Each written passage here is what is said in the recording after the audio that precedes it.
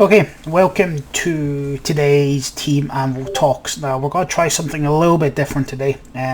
Again, I asked for some opinions and thoughts on what we should do today, and the first one's a good one, and I thought we'd talk about it. So thank you, Chris, for your nominations. The other ideas I've got so far are really good. I'm actually going to use a few of them for the next couple of weeks, so thank you to everyone who's given me some ideas to push forward on this front. I'll go from there. So today we're going to talk through some considerations for comp day nutrition stuff, and also sort of like water intake and considerations for that for weigh-ins. So let me just try and transition across. This should look really good and professional, but it's me, so it probably won't. So we have a slideshow, beautiful slideshow, to hopefully help with this. So today we will be covering 24-hour weighing considerations, 2-hour weighing considerations, and comp day nutrition stuff. So I emphasize this right now, and I'll come back up again. I am not a dietitian, so I will not recommend foods, etc.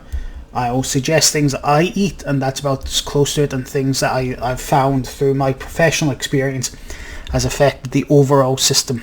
So we go from there. So the 24-hour weigh-in to start. So mainly towards GPC, and a lot of strongmen and strongwoman competitions also have this.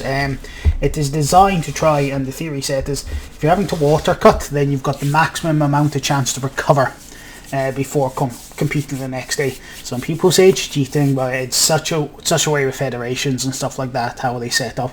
I actually do prefer a 24-hour weigh-in for clients because it's less stressful getting them back on track, but that being said, it can lead to other issues as well. So the key and first thing with the considerations on 24-hour weigh-ins: don't binge. This is what you want to do, and you see it all the time. People step off of scales and the first thing they're handed is a slice of pizza or a muffin or something, and then you ask them what they have meal prep behind, and they just look at you like you've grown 2 heads, and then what they bring out instead is enough chocolate to feed an army twice, and that's where it goes. And then they blow out, and it's just food upon food upon food, because a lot of the stuff they've been denied during their training cycles, and they're cut down to weight and stuff, so they just want to eat everything. Excuse me, all the foods that they really want, they just want to eat all in one, and you have to avoid it, because this will completely blow you out, and it will massively affect your competing the next day and that sort of thing. So you want to have immediately post weigh-in a good meal, like prepped, brought with you, so as soon as you step off the scales you can eat. Just curb those hunger signs. They want a good mixture of carbs, proteins and fats. Like I don't know, for an example, I liked a big chicken pasta or something like that when I stepped off, like something that would make me feel full. So like, it doesn't have to be like we can go with less dense foods like potatoes and stuff that make you feel full, and then that'll help curb a lot of the signals and stuff like that. So you want to be getting your fruits in, you want to be getting your veg in immediately, you want to be getting protein, carbs and fats, just to start recovering and rehabilitating, getting ready, because at the end of the day your body's been prepped for this. It gets used to these types of foods, so you'll find them in the most digestible states at this point. Immediately after weigh-in, 1 litre of water has to be drank, with some form of salt tablet or rehydration sachet in it. This is to immediately get the electrolytes and salts back into your system. You probably want salted a small amount of salt with your foods and stuff like this to assist as well, but you want, because water loading or water cutting tends to flush a lot of the sodium and your electrolytes out your system. It's something you have to focus on getting back into the system as quickly as possible. And you want to be drinking double your normal water intake throughout the remainder of the day. This is to immediately get you as hydrated as possible for the next day. So drink constantly small sips to get you recovering and stuff like that. And then, big thing, alongside the binge, avoid overeating sugary foods or junk food and etc. Because what you're going to do is it's going to make you feel bloated, very uncomfortable. And then when you're leaning into squatting the next day, if you've got a digestive distress or you're having issues, it might affect your toilet patterns. It might affect how you feel like when you're setting up and stuff like that. A lot of junk food in very quick succession, if your body's not been used to it, will cause adverse reactions, so it's something you want to try and avoid. So this is the kind of 24-hour weigh-in protocols. The problem with this, and the main one, is that you have a lot of chance to eat a lot of less beneficial foods, and it's something you need to try and avoid. You need to try and keep your eating as close to what it normally is as possible in the run-through. Up next, 2-hour weigh-ins. Now, you don't have some of the options, but other things come a little bit more into effect. So, rehydration is key, because you're not going to get the 24 hours like the other guys do, so you need to be drinking straight away. So I immediately say, as soon as you step off, there has to be 2 litres of water going down you as quick as humanly possible, with rehydration tablets and the salt tablets, and any water for the remainder of the day. Make sure there's tabs and rehydration tabs in it, just to help get you back feeling as good as you can as quickly as possible. Again, you want to be drinking a lot of water throughout the day to get your hydration levels up.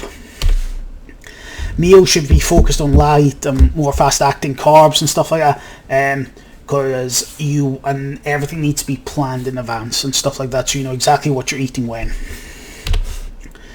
And you've got to avoid high sugar foods. So you see a lot of this as chocolate, and loads of chocolate, loads of biscuits, loads of this kind of stuff. It doesn't help. Eventually, later on in the day, you're going to crash, and this is, especially when it's coupled up with a load of caffeine, these crashes are going to absolutely ruin you. So you need to try and focus on making sure that everything's steady and planned. So the comp day nutrition stuff. Again, I will repeat, not a dietitian, just some idiot that likes to learn about stuff. Right, first things first, have 2 to 3 small light meals prepared that you can, with high carbs, protein ready. For me, I like wraps. On the day, I prep a lot of wraps.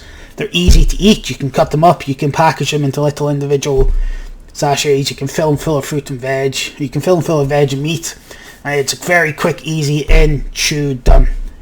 Anything to keep it light. I try to avoid heavy meals that sit in your stomach a lot, because it will affect you when you're squatting and stuff like that, or doing your lifts. So you want to keep things that you can eat fairly quickly and have plenty of time to digest. You need to plan in advance and know how your meals affect you.